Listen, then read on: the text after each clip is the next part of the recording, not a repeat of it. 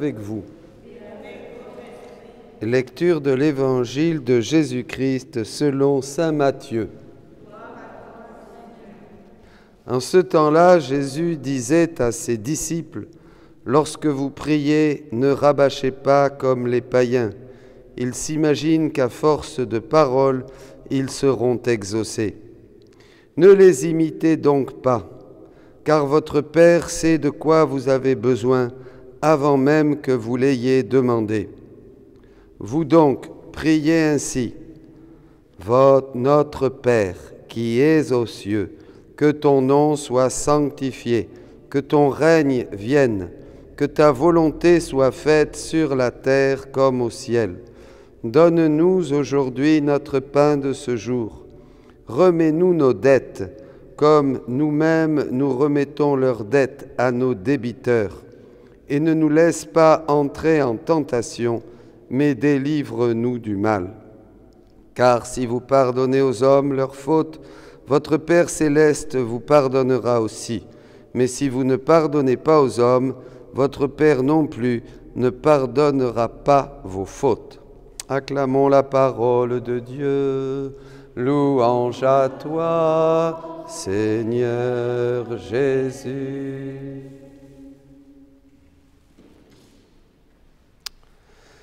Fiat voluntas tua, le Notre Père.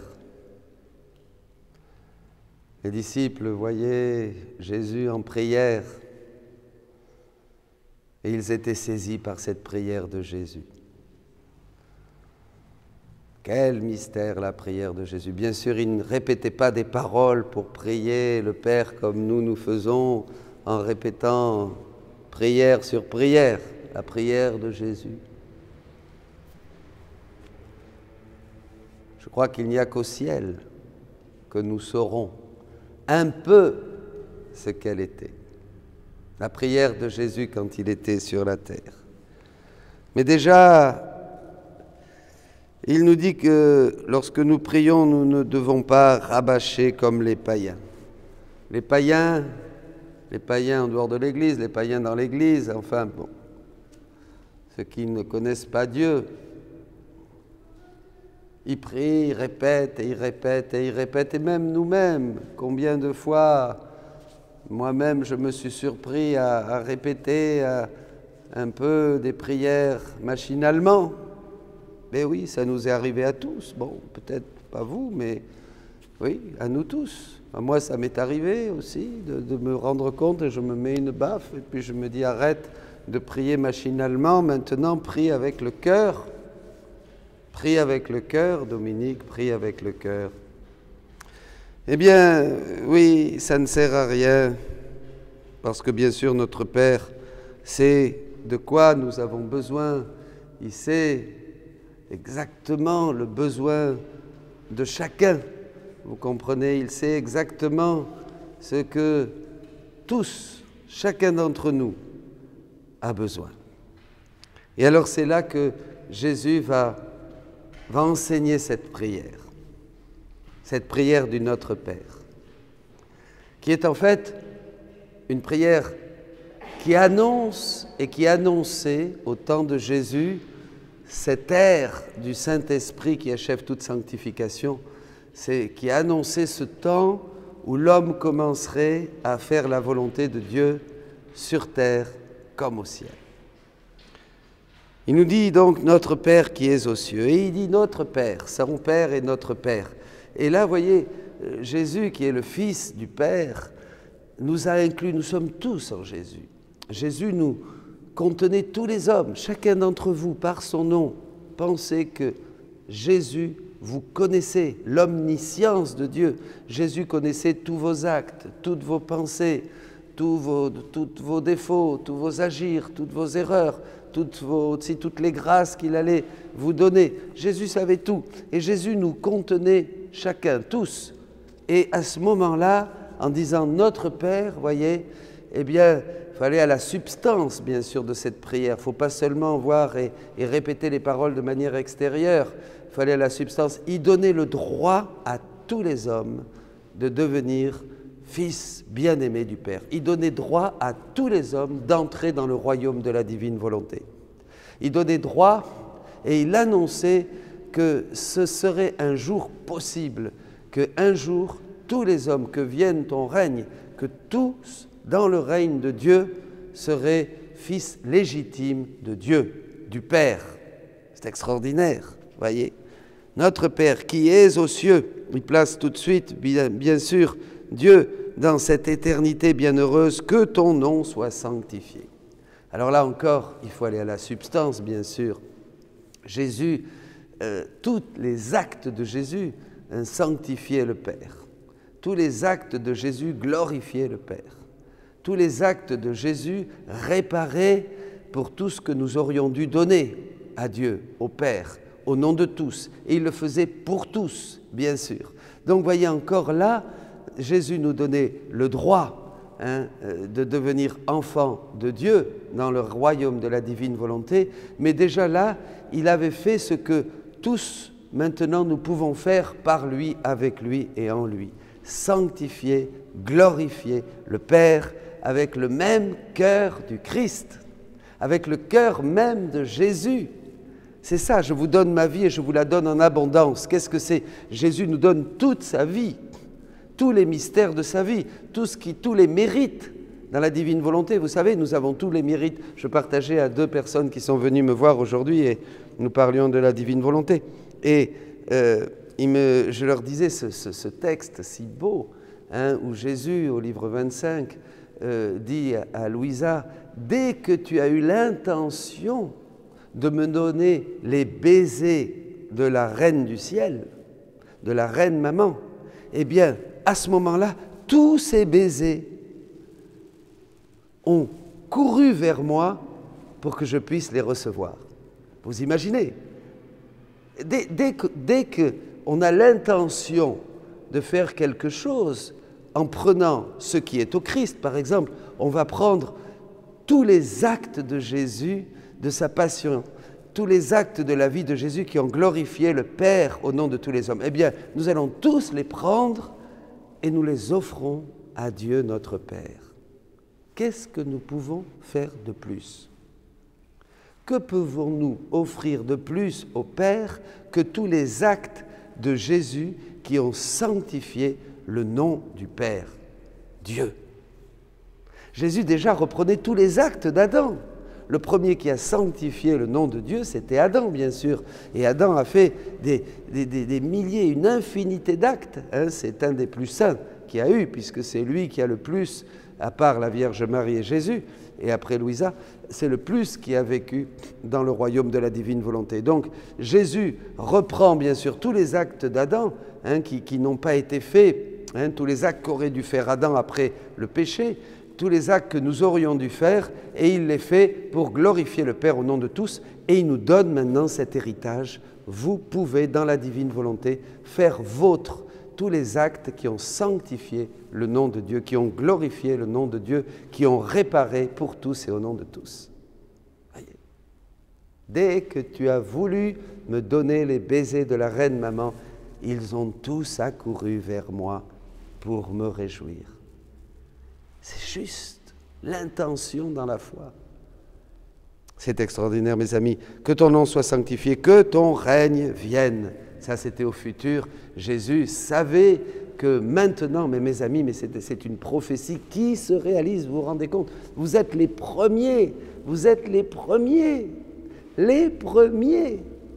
qui voient cette aurore que prophétisa Saint Jean-Paul II, cette nouvelle et divine sainteté qu'il disait que l'Esprit voulait donner à l'Église à l'aube du 3e millénaire, disait le Saint-Père. Et c'est extraordinaire, vous êtes les premiers.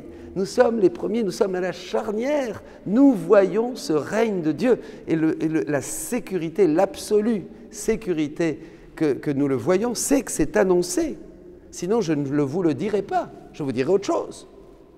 Je vous parlerai d'autre chose. Je vous parlerai, je ne sais pas moi, des pères du désert, ou de la sainteté d'une sainte ou d'un autre saint. mais le fait que je vous annonce, c'est pour ça que Jésus dit dans l'Évangile que le signe de Jonas, c'est la prédication, bien sûr.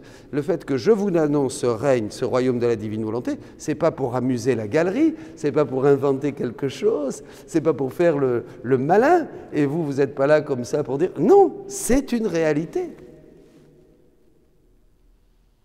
Le royaume de Dieu est au milieu de nous. Le royaume de la divine volonté est de nouveau au milieu des créatures pour nous faire revenir au rang, à l'ordre et à la finalité pour laquelle nous avons été créés, et afin que nous puissions sanctifier le nom de Dieu, le Père, comme Adam le faisait et comme Jésus l'a fait de nouveau pour tous, au nom de tous, nous donnant droit maintenant de le faire. C'est extraordinaire. Que ton règne vienne, donc voilà, ça y est, c'était au futur, les disciples n'ont pas compris, bien sûr, à ce moment-là, parce qu'ils n'étaient pas préparés. Ils auraient dû dire, écoute, que ton règne vienne sur la terre comme au ciel, mais c'est très bien Jésus, mais d'abord, dis-nous comment on fait la volonté de Dieu au ciel pour qu'on puisse la faire sur la terre, les pauvres disciples. Vous voyez, donc c'est très clair que Jésus disait quelque chose qui n'était pas à la portée des disciples à cette époque. Voyez. Voilà, que ton règne vienne, que ta volonté soit faite sur la terre comme au ciel. Donne-nous aujourd'hui notre pain de ce jour. Oui, le jour de Dieu, le jour du Seigneur. Bien sûr, le pain de Dieu, c'est l'Eucharistie, et c'est la volonté de Dieu. D'abord, il faut recevoir ce pain que Dieu seul peut nous donner. Hein. Jésus disait, ma nourriture, c'est de faire la volonté de celui qui m'a envoyé, quand ses disciples lui proposent du pain. Hein. J'ai un aliment que vous ne connaissez pas, ma nourriture, c'est de faire la volonté de celui qui m'a envoyé. Donc vraiment, le pain de Dieu, eh bien, c'est vivre dans la divine volonté. C'est ça qui nous nourrit, c'est ça dont nous nous nourrirons éternellement dans la gloire de Dieu. Vous voyez, comme mes amis, c'est tellement beau d'inviter la divine volonté dans chacun de nos actes. Bientôt, vous aurez un enseignement qui va sortir du livre 11, où Jésus nous dit, en travaillant, en marchant, en faisant les actes les plus anodins, comme balayer, il dit, allumer du feu, voilà, manger, dormir, tout ce que vous voulez, tous ces actes, dès que nous invitons Jésus à les faire, avec nous, eh bien, deviennent une monnaie divine infiniment qui se multiplie à l'infini. C'est ça, le pain de Dieu, c'est Dieu lui-même. C'est comme dans l'Eucharistie, le pain de Dieu, eh bien, c'est Dieu lui-même qui se donne dans l'hostie avec toute son âme, toute sa divinité, toute son humanité et toute sa divinité. Voyez, le pain de Dieu, c'est Dieu lui-même. Et dans la divine volonté, pensez que chaque acte nous donne Dieu tout entier avec tous ses attributs. Voilà. Alors, remets-nous nos dettes, et je terminerai avec ça. Il y aurait beaucoup plus à dire, bien sûr, mais je voulais prendre un petit peu de temps. Remets-nous nos dettes, leurs dettes, comme nous-mêmes, remets-nous nos dettes, comme nous-mêmes nous remettons leurs dettes à nos débiteurs. En fait, c'est la bonne traduction, vous voyez. Après, on a changé le Notre Père, hein, pardonne-nous nos offenses comme nous pardonnons. Mais ce ne sont pas des offenses, ce sont des dettes. C'est-à-dire que nous aurions dû donner à Dieu, chacun d'entre nous, une infinité d'actes divins. Mais comme nous avons perdu la divine volonté, ce que donnait Adam avant le péché, nous ne pouvons pas le donner. Et nous donnons très peu à Dieu. Nous donnons très peu à Dieu, quelques petites prières, ainsi, avec beaucoup d'intérêt personnel. Mais en fait, nous avons une dette énorme. La dette énorme, c'est tout ce que l'homme, tout ce que chacun de nous aurait dû donner à Dieu si nous n'avions pas perdu le don de la divine volonté. Alors Jésus va le donner pour tous. Jésus va le donner pour tous. Jésus va faire tous les actes que Dominique n'a pas fait, que Corinne n'a pas fait, que Geneviève n'a pas fait, que Evelyne n'a pas fait, que Maëlle n'a pas fait, que Michel n'a pas fait. Voilà, tous ces actes que nous n'avons pas fait, il va les faire pour nous et de tous les hommes de tous les temps, du passé, du présent et du futur.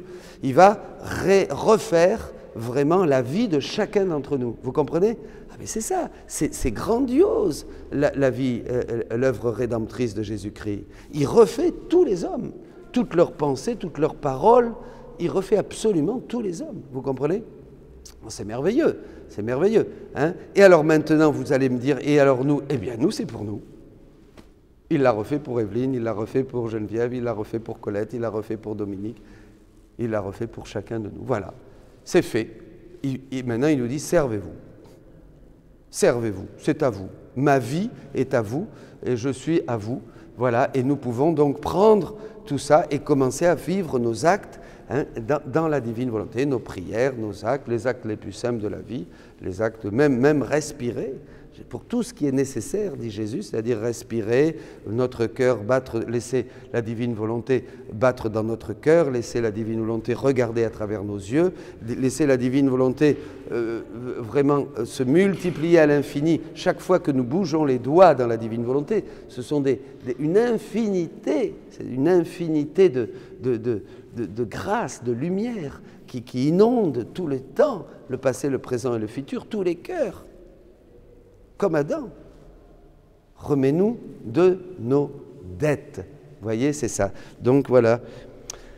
Bien mes amis, bonne route dans le royaume de la divine volonté. Un petit avant-goût. Continuons. Et vous tous, les missionnaires de la divine volonté, et vous tous qui êtes touchés par la divine volonté, eh bien, rendez grâce à Dieu et faites vôtre cette prière. Devenez cette prière. Devenez jusqu'à ce qu'on vous demande « Qui es-tu, toi ?» Moi, je suis « Que ton nom soit sanctifié. » Qui es-tu, toi ? Moi, je suis « Que ton règne vienne. » Cette prière doit devenir nôtre. La substance de cette prière doit devenir nôtre. C'est l'activité même de Jésus qui est résumée dans la prière du Notre Père. Et si Jésus nous donne le droit de devenir des enfants du royaume de la divine volonté, eh bien c'est pour que toute cette prière devienne une partie de nous-mêmes, tout nous-mêmes. Voilà. Soyez bénis.